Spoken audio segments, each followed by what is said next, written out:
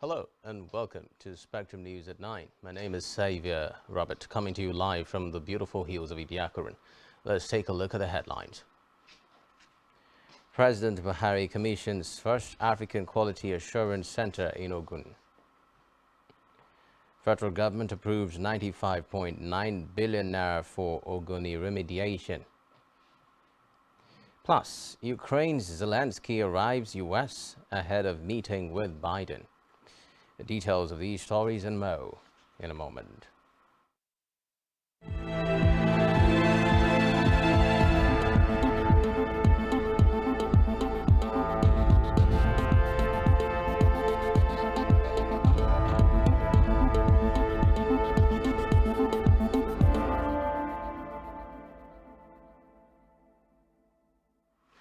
First in our news tonight is a report that President Muhammadu Buhari has commissioned the first African Quality Assurance Center in Shagamu, Ogun State. The president assured Nigerians of implementation of the Nigerian Quality Infrastructure Policy aimed at ensuring acceptability of Nigerian products in the global market. President Buhari, who spoke at the occasion, said the center would encourage such policy and give confidence to producers and manufacturers that raw materials from Nigeria are of the highest acceptable quality. He noted that the center would help in job creation, address unemployment, and put Nigeria's industrialization on sound footing. Away from that, now President Buhari has forwarded to the Senate a request for approval of restructuring of 23.7 trillion naira ways and means advances given to the federal government by the Central Bank of Nigeria. In a letter read in Senate plenary, the president said ways and means were advances from the CBN to the federal government for emergency funding of the late receipt of fiscal deficit. For expeditious consideration, the Senate President Ahmed Lawan forwarded the request to the Senate Committee on Finance for report, consideration and passage in plenary tomorrow. Meanwhile, President Muhammadu Buhari has sent 819.5 billion supplementary budget to the National Assembly. The budget, which is expected to be funded by domestic borrowings, will increase deficit to 8.17 trillion naira. According to a letter read by the Speaker of the House of Representatives, Femi Gbajabiamila, the supplementary budget is to address food security following devastating floods across the country, as well as damage to the road infrastructure and water sectors. The President said the supplementary budget was premised on the need to complete ongoing critical federal government projects such as dams and irrigation projects. He said he would revert to the National Assembly with a request for an amendment to ensure that critical ongoing projects cardinal to his administration do not suffer setback as a result of reduced funding. In another development now, President Buhari has launched the National Monitoring and Evaluation Platform named IMARC. President Buhari launched the project monitoring website with its accompanying mobile app before the commencement of the weekly Federal Executive Council meeting at the Council Chambers Presidential Villa, Abuja. He said the app was for monitoring and evaluating government projects. The president said the federal government could no longer depend on its monitoring and evaluation team. In a separate development, the federal government has approved a total of 95.9 billion naira for the remediation of simple hydrocarbon impacted sites in Ogoni land. Minister of Environment Mohammed Abdullahi confirmed this today while briefing journalists at the end of the Federal Executive Council meeting at the State House, Abuja. The amount is in favor of 35 contractors and the construction act. The minister noted that the approval was essentially to provide succor to the Ogoni people. Well, the federal government is working to ensure that all local and international oil companies returned to full capacity production of crude oil in Nigeria. The Minister of State for Petroleum Resources, Timipre Silva, while speaking in Abuja at a meeting with a team from NISPA, said the federal government would continue to improve security along the tracks of the major crude oil pipelines and block every leakage. Silva said the desire of the federal government was to see all the oil majors across the country return to their full production capacity to boost revenue for the government and also to help the country meet its Organization of Petroleum Exporting Countries obligations. In the meantime, the federal government is putting measures in place to stop cash withdrawal from bank accounts belonging to the federal, states, and local governments. At a parley with the chairman of the Independent National Electoral Commission, Professor Mahmood Yakubu, Tukra further stated that most cash withdrawals from government accounts, including payments for ESTA code, were often in excess of the cash withdrawal limits provided by the Money Laundering Act, therefore making public servants liable to imprisonment. In education now, the federal government has directed polytechnics, monotechnics, and other allied institutions to stop awarding degrees. The National Board for Technical Education conveyed the government's decision to heads of the affected institutions in a circular. A copy of the document signed by the board's director, Polytechnic Programs Department, Ogo Mbede, expressed the Federal Ministry of Education's dismay. Mbede, however, said the government had given the affected institutions 4 years to graduate the last set of students already admitted for such programs and immediately stop admitting students into degree programs. On infrastructure development, federal government says the promise to provide train services to the Eastern Corridor before the end of the Buhari-led administration is no longer feasible due to lack of funds. Recall that the former Minister of Transportation, Rotimi Amechi, had promised that the government would at least provide narrow gauge. Successor Muazu Sambo, who was fielding questions from State House correspondents at the end of the Federal Executive Council meeting, presided over by President Buhari at the Council Chamber, Presidential Villa, Abuja, said realization of the promise was not possible. Meanwhile, the federal government has declared that motorists will pay toll on the second Niger Bridge in due course. Minister of Works and Housing Babatunde Fashola said the bridge, in the meantime, had been opened to ease movement during the use and for those on outward journey from January 2 through 15. He said the route would thereafter be shut again. In a separate development, federal government and the 36 state governors have agreed to sell 5 power plants under the National Integrated Power Project and use the proceeds to fund the 2023 budget. Parties in the deal reached the agreement after over 2 years of disputes and legal tussle as regards the sale of the NIPP plants. The plants are managed by the Niger Delta Power Holding Company, which is a power generation and distribution company that oversees their implementation. The Director General, Bureau of Public Enterprises, Alex Oko, confirmed this in an interview with journalists in Abuja. He also noted that efforts were ongoing to get competent investors to repossess the majority shares, the other 4 discos that were recently taken over by financial institutions. On judicial matters now, the Central Criminal Court London, also known as Old Bailey, has again denied bail to former Deputy Senate President Ike Ekweremadu. In the pre-trial hearing, the court gave its verdict denying the bail on the grounds that he was a flight risk. The court cited the letter and assets forfeiture proceedings against the senator by the Economic and Financial Crimes Commission. In the bail application, Ekweremadu's lawyer had argued was not a flight risk. Still on the judiciary, a Federal Capital Territory High Court has ordered the interim forfeiture of $899,900 and $304,400 490 naira recovered from a former Accountant General of the Federation, Ahmed Idris, by the Economic and Financial Crimes Commission. The court also forfeited 15 properties recovered from Idris in Kano and Abuja.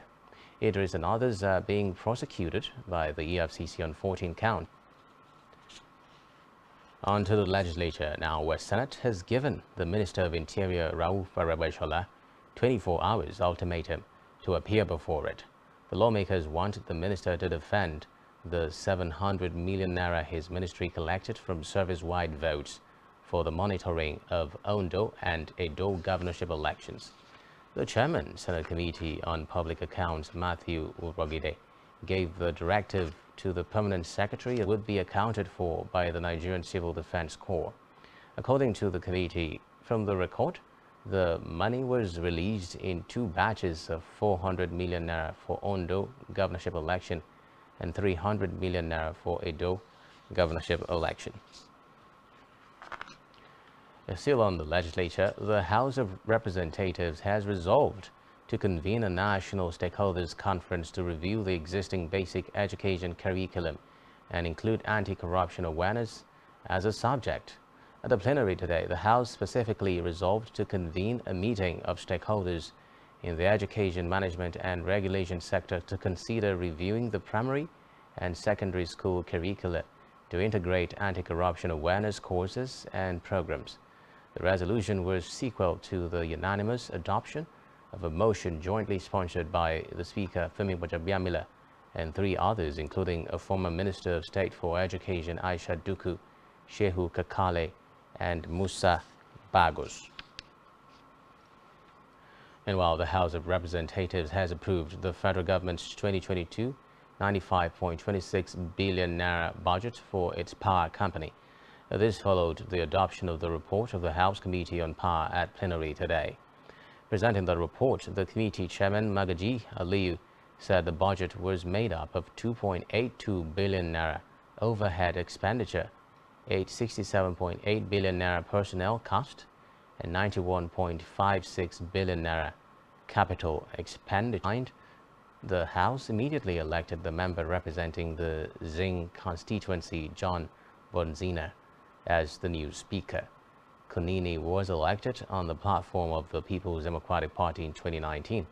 His letter of resignation, which he read on the floor of the House, took everyone by surprise, as there was no form of skirmishes among the members of the House. Elsewhere, Phase 1 of the Lagos Blue Rail Mass Transit Scheme Marina Iganmu is ready and was test run today.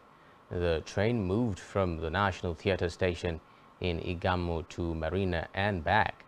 Governor Babajide Sanwo-Olu described it as a promise kept. He, however, said the official opening will be in January 2023, when the second phase will also begin.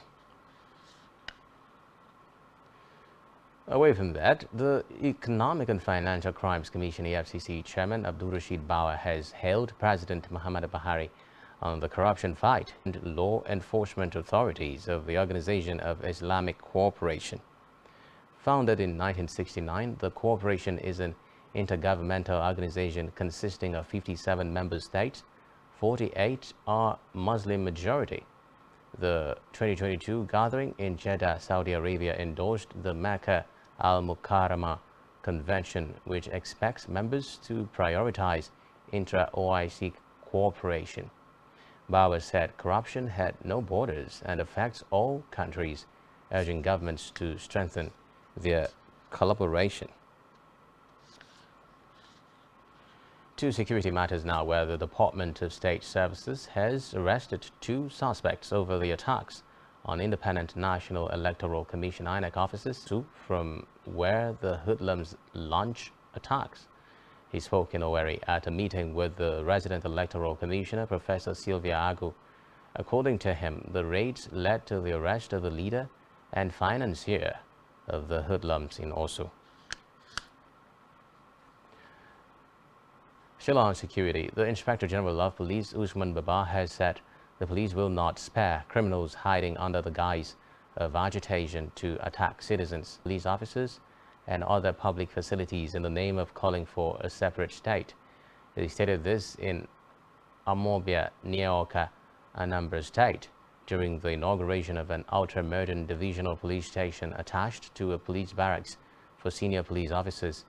Abbas said police would no longer allow criminals to keep operating in any state in the southeast, adding that there were better ways to agitate than involving in criminality. Away from that, the Chinese government today commended the Nigerian Air Force for rescuing 7 of its citizens who were kidnapped by bandits in Kaduna State. The Chinese ambassador to Nigeria, Cui Jiangchun, expressed his country's gratitude to the Air Force during a visit to the Chief of Air Staff, Air Marshal Oladaya Mao, at the NAV headquarters, Abuja. This was confirmed in a statement issued by the force's the Independent Corrupt Practices and Other Related Offences Commission has declared readiness to support the Independent National Electoral Commission with visual aids to document cases of vote buying in the 2023 general election. The ICPC chairman Bolaji Owasanoye said the move would help INEC monitor compliance with the extant provisions of the Electoral Act. Owasanoye made the pledge at a stakeholders summit on addressing the influence of money on the 2023 general election, organized by INEC at the NAV Conference Center, Abuja. In a related development, the Nigeria Union of Journalists has advised journalists across the country to brace up for the challenges ahead of the 2023 general elections. The union also warned journalists against any attempt to deviate from the ethics of the profession, as such development will not augur well for the country. NUJ president by the union in collaboration with Independent National Electoral Commission INEC in Ibadan, the Oyo State capital.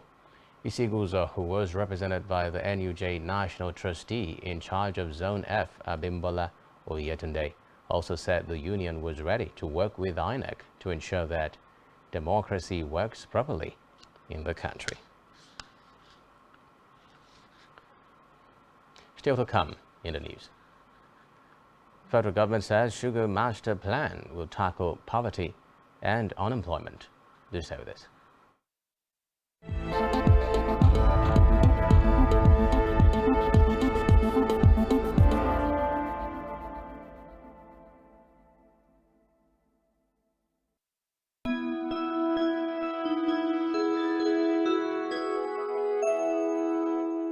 Season's greetings from Spectrum TV.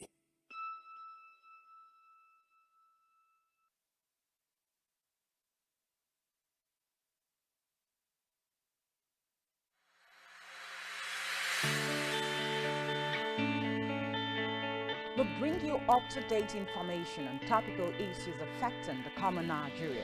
From issues on politics, hello Nigeria, I remain committed. Security,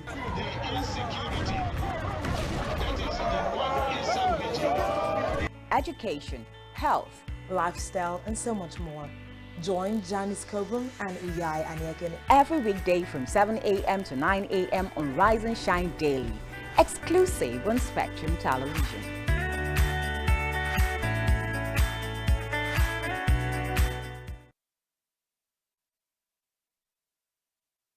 One truth not often told is about the transformation that Africa has undergone in recent decades. Africa is shaping its own destiny and should be referred to as the African opportunity. On Spotlight Africa, we paint the African picture the African way, laced with truth, detail, and the color of the African continent. Join Uyai Anyekan every Tuesday and Thursdays at 4:30 p.m. Spotlight Africa, telling the African story. Nigerian police, which is the only one allowed by cross them.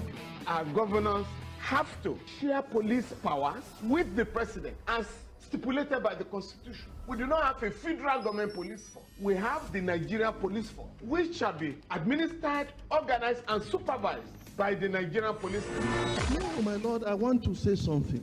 I want to say something here. Perhaps it might also enlarge the scope of people who should be invited here for examination. My Lord, if we cannot find those who literally murdered Abiola, who are those people who could be said to be the beneficiaries of the death of Abiola? Rogers has linked you with some of the killings he did. He never did. He linked you with the attempted murder of Hebrew. He did not. My Lord, the Matters Council is leading the evidence in our matters. Is this an adversary proceeding? It's not, my Lord, but we can't be talking about cases which are in court. Is my this an adversary proceeding? It's not, my Lord. These cases are in court, my Lord. I'm just reminding your Lordship. My Lord, sorry, my Lord, I think I'll be in cross-examination. Legally Speaking, a program that deals with legal issues and questions we face as citizens of this amazing country, Nigeria. Legally Speaking. Join us every Friday from 5 p.m. to 6 p.m. for Legally Speaking.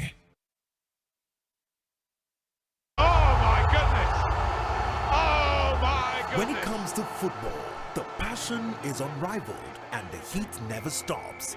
Be a part of the unending action on Battle of the Fans. With expert analysis, previews and reviews of the biggest games in the biggest leagues, as well as football fan banter that never goes out of style. To delay the progress of the league, it means you're not capable. They have done their job. If to be honest, if you look at them, they have done their job. Join us Wednesdays 5 to 6:30 p.m. Saturdays 9 a.m. to 11:30 a.m. What a finish! Battle of the Fans. Exclusive to Spectrum TV.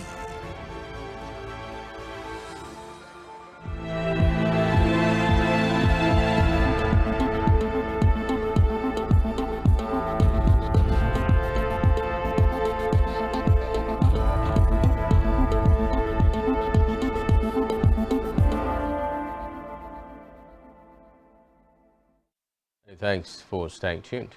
Moving on now to Africa, where Gambian authorities have foiled a military coup attempt and arrested 4 soldiers plotting to overthrow President Adama Barrow's administration. The government announced this today. It said the Gambian military had arrested 4 soldiers linked to the alleged coup after a military operation yesterday.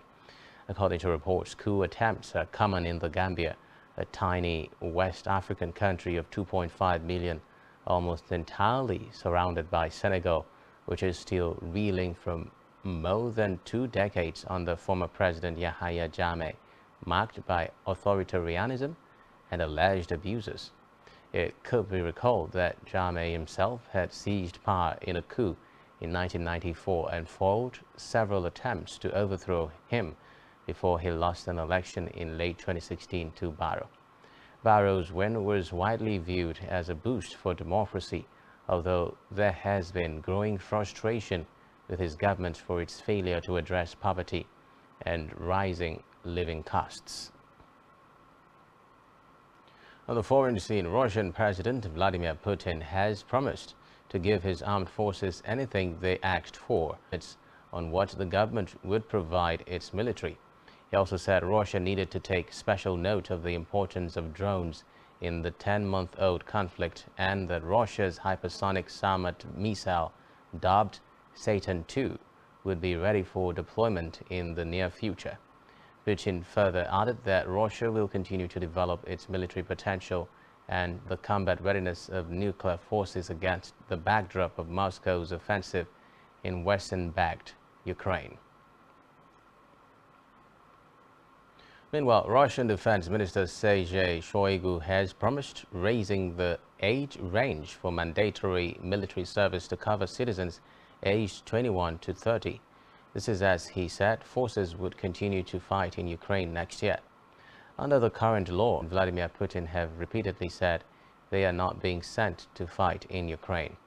Speaking at an end-of-year conference with Russia's military chiefs and Putin, Shoigu also said Russia was accelerating the deployment of modern weapons supplies to the army. In a related development, Russia's Gazprom has launched production at the Koivter gas field. This took place in a ceremony presided over by President Vladimir Putin and the head of Gazprom, Alexei Miller. The field, which is the largest in eastern Russia, will supply gas to China through the power of Siberia gas line. Still on the crisis, the Kremlin says it sees no chance of peace talks with Ukraine as long as the West is supplying Kiev with arms. In a call with reporters, Kremlin spokesman Dmitry Peskov warned that continued Western military aid to Ukraine would lead to a deepening of the conflict. The statement came shortly after the White House confirmed that Ukrainian President Volodymyr Zelensky was traveling to Washington for a visit expected to include the announcement of more military aid to the country. In the meantime, the Kremlin is warning that increasing the supply of U.S. arms to Ukraine would aggravate the devastating 10-month war ignited by Russia's illegal invasion. Speaking during a meeting with his top military brass, Russian President Vladimir Putin said Moscow would take lessons learned in the conflict to develop its armed forces and strengthen the capability of its troops. He said special emphasis would go to developing nuclear forces, which he described as the main guarantee of Russia's sovereignty. On his part, Russia's Defense Minister Sergei Shoigu said Moscow's military must grow from 1 million to 1.5 million personnel. Well, Ukrainian President Volodymyr Zelensky has arrived at the White House, launching a dramatic visit to the U.S. This is his first trip outside his homeland since it was invaded 300 days ago, to rally his top international partner behind sustained military and economic assistance. In the Oval Office at the start of what were expected to be lengthy talks about the path forward in Ukraine, President Joe Biden said it was good to have Zelensky back. Biden said it was an honor to be by Zelensky's side in the united defense against what he termed a brutal war waged by Russia's Vladimir Putin. Staying with the crisis in Ukraine, it has emerged that air raid sirens today blared as Russia has carried out a series of missile and drone strikes on Ukrainian energy infrastructure since mid-October, knocking out power and causing emergency blackouts in many areas. In a related development, the International Atomic Energy Agency Chief Rafael Grossi will visit Russia tomorrow for discussions on the creation of a security zone around the Zaporizhzhia nuclear power plant in southern Ukraine. Russia's envoy to the international institutions in Vienna announced the planned visit. The plant in Russian-occupied territory has reportedly come under repeated shelling attacks that each side has blamed on the other, raising fears of a nuclear disaster.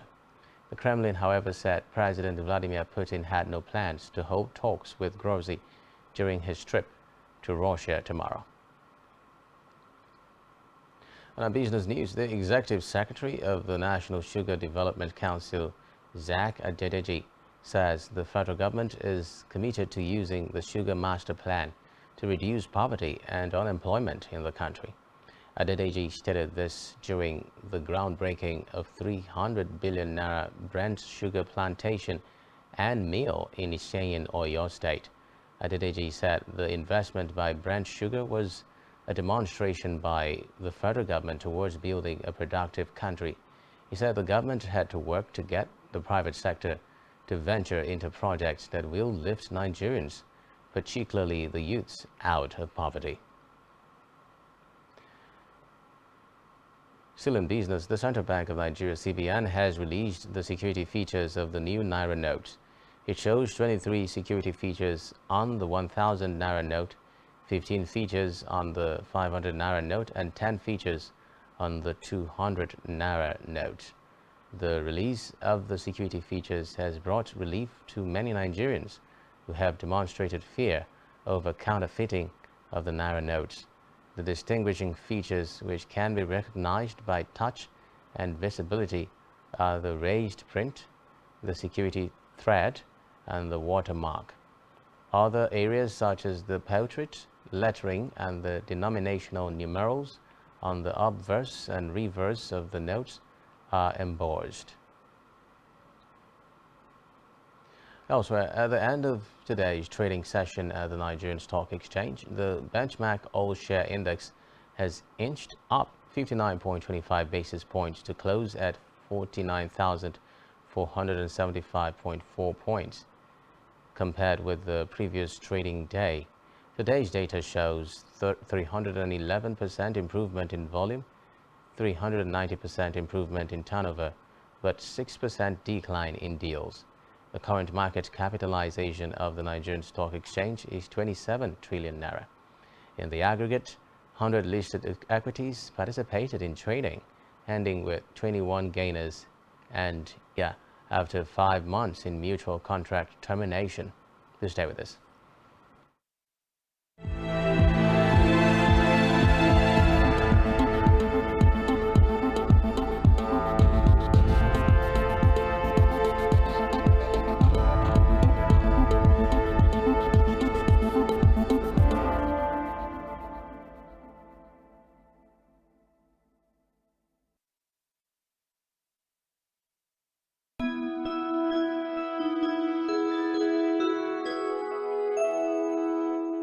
Season's greetings from Spectrum TV.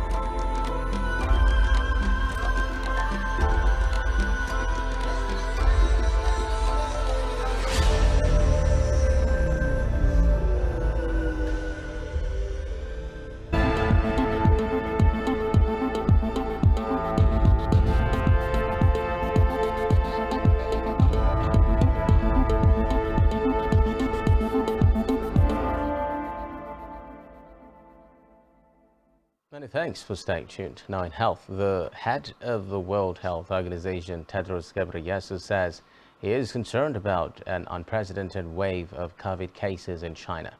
This is as the health body urged Beijing to accelerate vaccination of the most vulnerable. Ghebreyesus told a weekly news conference that he was concerned over the evolving situation in China, with increasing reports of severe disease. He appealed for detailed information on disease severity, hospital admissions, and intensive care requirements. Still in health, India's Federal Health Ministry has instructed state authorities to step up genome sequencing of COVID-19 cases because of a certain spurt in cases in China and elsewhere. In a letter made available to newsmen, the ministry said it was essential to gear up the whole genome sequencing of positive case samples in order to track any new variants. Cases are reportedly soaring across China, with crematoriums, routines, and mass testing. Reports say genome sequences can be used to identify and track COVID variants.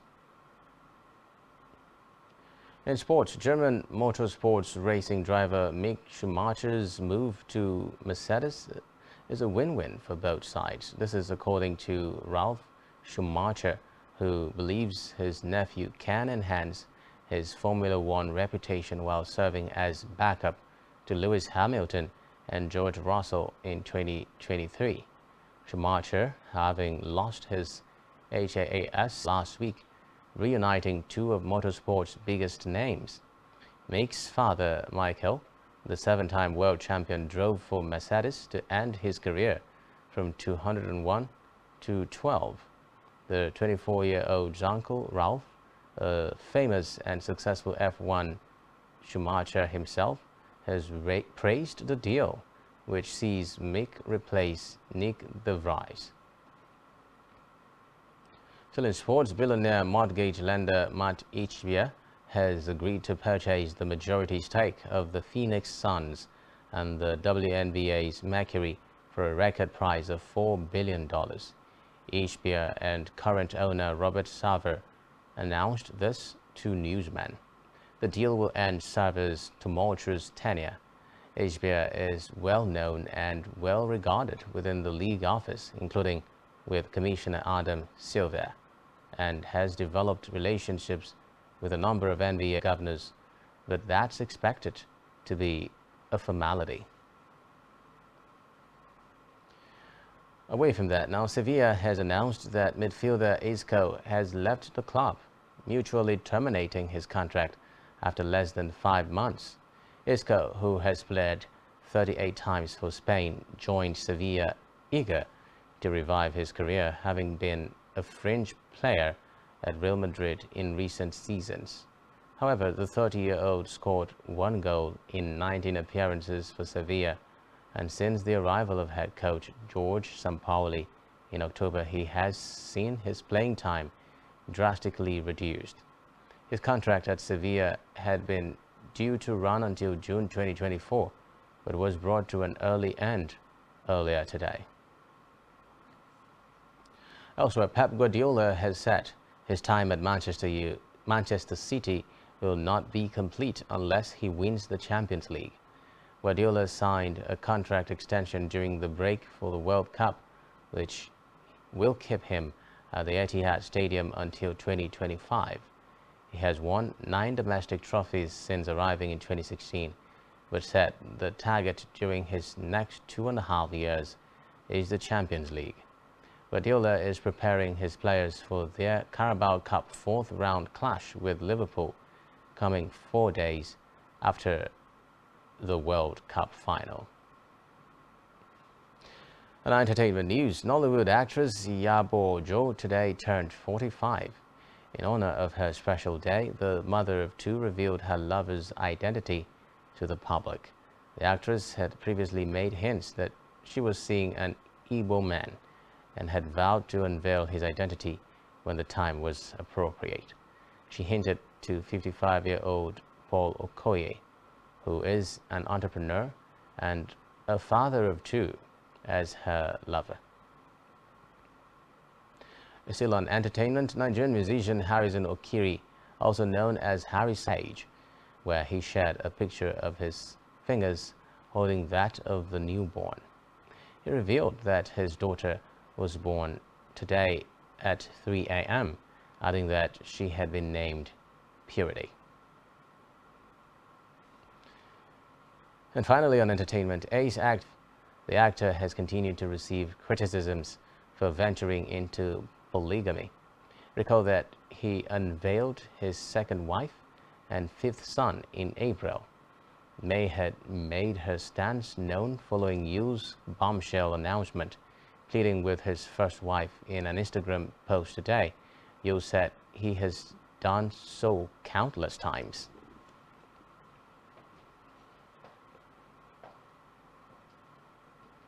And that's all we have for you at this time. Do ensure to follow us on social media and subscribe to our YouTube channel, all of which you can find on our website, spectrumtv.ng. You have been watching Spectrum News at 9. My name is Xavier Robert, wishing you a terrific night rest. Bye-bye for now.